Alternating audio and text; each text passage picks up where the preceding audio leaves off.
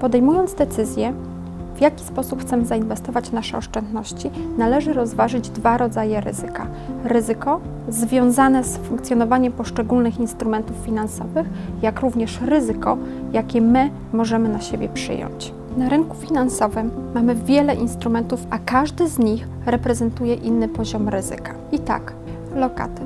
Lokaty są najbezpieczniejszą formą inwestowania oszczędności, gdyż nie są związane prawie z żadnym ryzykiem, jeżeli nie wliczymy do tego ryzyka inflacyjnego. Ponadto nasze środki pieniężne są zagwarantowane w Bankowym Funduszu Gwarancyjnym, który gwarantuje, że w przypadku bankructwa banku otrzymamy zwrot naszych oszczędności do 100 000 euro. Obligacje.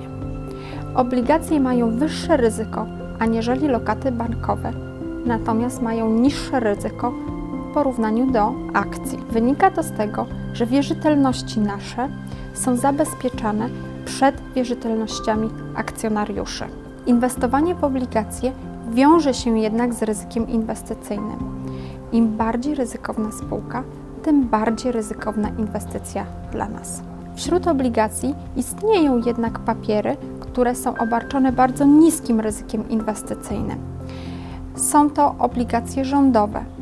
Jeżeli przyjmiemy założenie, że nie inwestujemy w obligacje krajów na skraju bankructwa, inwestowanie w obligacje rządowe nie wiąże się prawie z żadnym ryzykiem inwestycyjnym, czyli ryzykiem związanym z utratą kapitału, jeżeli nie wliczymy oczywiście do tego ryzyka inflacyjnego.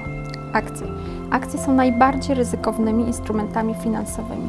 Oznacza to, że inwestując w te instrumenty finansowe musimy się liczyć z utratą kapitału. Ale ryzyko poszczególnych inwestycji zależy od ryzyka spółki, w jaką inwestujemy.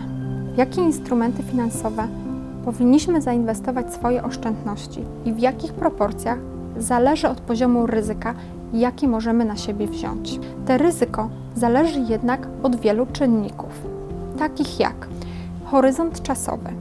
Im dłuższy horyzont czasowy możemy założyć w inwestowaniu oszczędności, tym bardziej ryzykowne instrumenty finansowe możemy zainwestować. W przypadku spadków na giełdzie mamy więcej czasu, aby poczekać na to, aż rynki się odbiją. W krótkim horyzoncie czasowym może się jednak zdarzyć, że musimy wycofać swoje oszczędności wtedy, kiedy są spadki na giełdzie, a to oznacza, że będziemy musieli ponieść stratę. Drugim elementem, który musimy rozważyć przy inwestowaniu oszczędności, jest wysokość naszych zarobków. Wynika to z tego, że im więcej zarabiamy i im więcej możemy odłożyć, w tym bardziej ryzykowne instrumenty finansowe możemy zainwestować. Kolejnym elementem, jaki musimy wziąć pod uwagę, jest nasz wiek. Im młodsza osoba, tym większa tolerancja na ryzyko. To znaczy, że w tym bardziej ryzykowne instrumenty finansowe może taka osoba zainwestować. Wynika to z tego, że młodsze osoby mają więcej czasu na to, aby odrobić potencjalne straty wynikające ze spadków na giełdzie. Kolejnym elementem, jaki należy wziąć pod uwagę przy ocenie własnego ryzyka, jest sektor, w jakim się pracuje.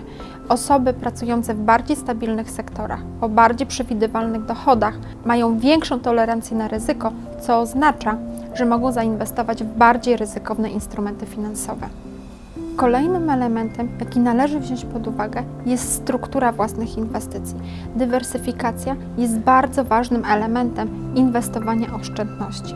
To znaczy, że jeżeli posiadasz już akcje czy obligacje spółek, powinieneś zainwestować w instrumenty o mniejszej klasie ryzyka. W końcu poziom naszego własnego ryzyka zależy od naszego własnego charakteru. Są osoby, które bardzo źle znoszą straty, zaczynają działać irracjonalnie i emocjonalnie. Takie osoby nie powinny lokować oszczędności w bardzo ryzykowne instrumenty finansowe. Biorąc pod uwagę te wszystkie elementy, o których wspomniałam, już dzisiaj możecie wypróbować naszego narzędzia, które pokaże Wam, jaką tolerancję na ryzyko posiadacie.